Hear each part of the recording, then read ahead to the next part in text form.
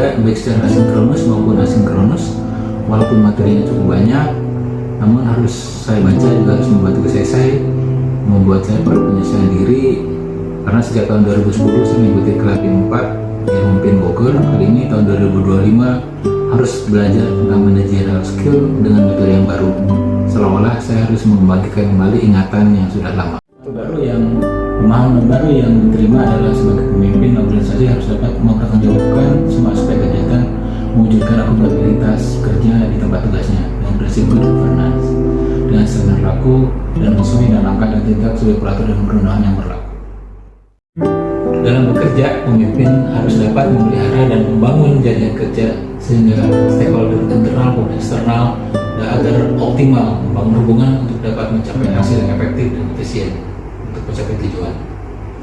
Saat ini kita telah memasuki era digital, maka pemimpin harus melek digital sebagai suatu keunggulan untuk mencapai tujuan organisasi dan bermanfaat untuk masyarakat yang lebih luas.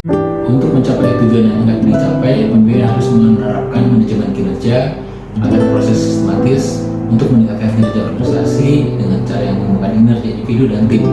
Ini yang melibatkan serangan kegiatan yang bertujuan untuk memastikan bahwa tujuan organisasi telah tercapai dengan efektif dan efisien.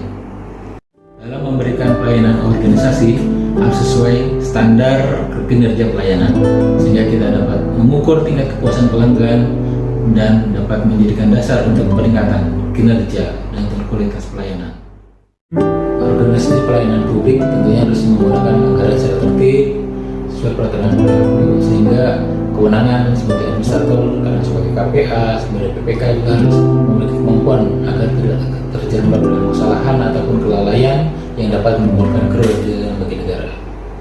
Agar tidak terjebak dalam kelalaian kerugian negara, tentunya kita harus senantiasa membuat pagar-pagar atau safeguard sehingga kita tidak terjebak dalam kesalahan, permasalahan maupun bencana yang muncul di kemudian hari akibat tidak adanya mitigasi ataupun dalam persiapan manajemen risiko.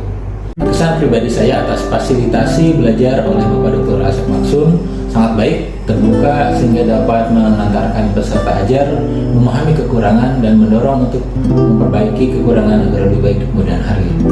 Harapan saya semoga saya menjadi pemimpin administrator yang baik dan mewujudkan organisasi berkinerja tinggi.